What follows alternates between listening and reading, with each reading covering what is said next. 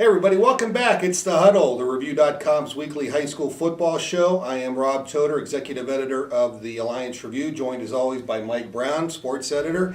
And Mike, let's take a look today back at week 7 of the high school football season. And let's start with the Alliance Aviators. Got that first victory. That had to be a sweet feeling for them. Right, and Alliance has been getting better all year. We talked about that, and they put it all together against Salem. Cordell Phillips had a great game, threw for over 200 yards. Receiver Ryan Bevington had a big night, led the Aviators in receptions. So it was good to see Alliance get their first win. Yeah, kind of lost in all the disappointment of the first 6 weeks is the fact that Cordell Phillips is really playing well at quarterback. And as you mentioned, Ryan Bevington, a multi-position star. He's also their punter and leading the area in punting. Absolutely. You know, those are two exciting players. And Alliance's defense is getting better each game, too. So, and we thought that would happen, too. They were just a young team to start with, and they've improved each week, it seems like.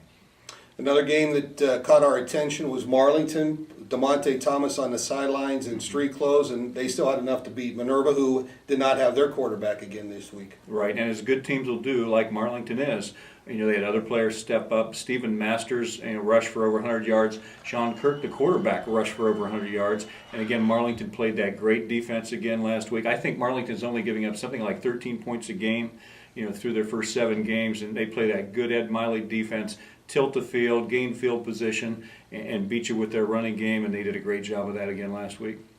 A game that we saw as well was Canton South with a really impressive game through the air, defeating West Branch, stopping the Warriors' 3-game winning streak and knocking West Branch out of the tie for first place in the Northeastern Buckeye Conference. Right, I was very impressed with Canton South. What a nice air game they have with Lyon at quarterback, and they have some nice receivers. They have Settles at running back, a good back there.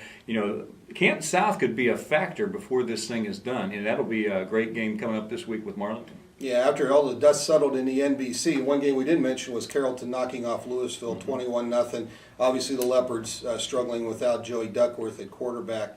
But now that the NBC, we're down to the last 3 weeks, Marlington's the only undefeated team left, and there's 2 teams at 3-1, and there's a couple teams at 2-2. It's still anybody's game, but Marlington definitely has the advantage right now. Oh, I thought that before the season they were the best team, and I truly believe that now. They've got the whole package. The good defense, they throw the ball well enough, they have a great running attack, and they're going to be a good playoff team. And also, Marlington fans, take note, when we get in the playoffs 3 weeks hence, Marlington's playoff games will be on Saturday nights this year, as will St. Tom. If St. Tom makes the playoff, which I think that's a good bet to happen, our area teams would be playing on Saturday nights this year, not Friday nights like past years. Yeah, well, I was just going to mention St. Thomas with a nice comeback win over Akron Garfield 27-20. Anthony Meglin and Brian Wilkins with the big games for the Knights. Right, yeah, and Brian, they have 2 running backs coming back from that playoff team at St. Tom last year.